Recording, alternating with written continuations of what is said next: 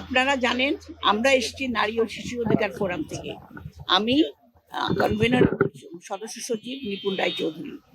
আমাদের এই যে আমরা এসেছি মূলত এই যে রামিসার যে নৃশংস হত্যাকাণ্ড তাদের পরিবারকে সান্ত্বনা দিতে এবং আমাদের যদি কিছু করণীয় থাকে আমরা করব।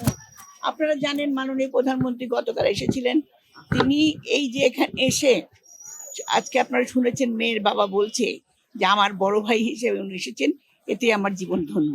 এবং প্রধানমন্ত্রী রাষ্ট্রীয়ভাবে এটাকে নিয়েছেন এবং তিনি তার বড় মেয়ের দায়িত্ব গ্রহণ করেছেন।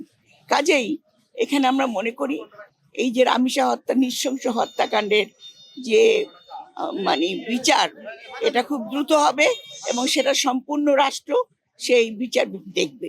আমাদের এখন যেটা দরকার, আমাদের সমাজটা একদম অবক্ষয় হয়ে গেছে, সেটা হলো বিভিন্ন মাদক এবং নেশার কারণে এই যে কাণ্ডটা ঘটছে, ছোট ছোট শিশুদের হত্যা করছে, এটা কিন্তু একটা অদ্ভুত একটা চক্র বলতে পারেন, ষড়যন্ত্র বলতে পারেন। কারণ এই সরকার এসছে মাত্র 2 মাস হলো, সেখানে বিভিন্ন রকম এই সরকার যে কাজগুলো করতে যাচ্ছে তাকে বাধাগ্রস্ত করার জন্য অনেক রকম ষড়যন্ত্র চলছে।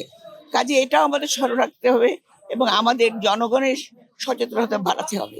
কাজে আজকে আমরা মনে করি মাননীয় প্রধানমন্ত্রী যখন এসেছেন, এখানে নিপুণ রায়চৌধুরী তার ব্যক্তিগত বেতন থেকে 50,000 টাকা এখানে মেয়ের বাবাকে দিয়েছে কুলখানি অ্যাডভান্স হিসাবে।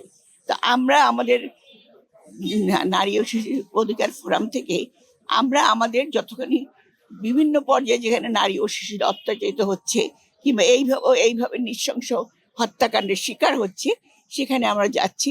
এখানে আমাদের মাননীয় প্রধানমন্ত্রীর নির্দেশে আমরা কাজ করছি।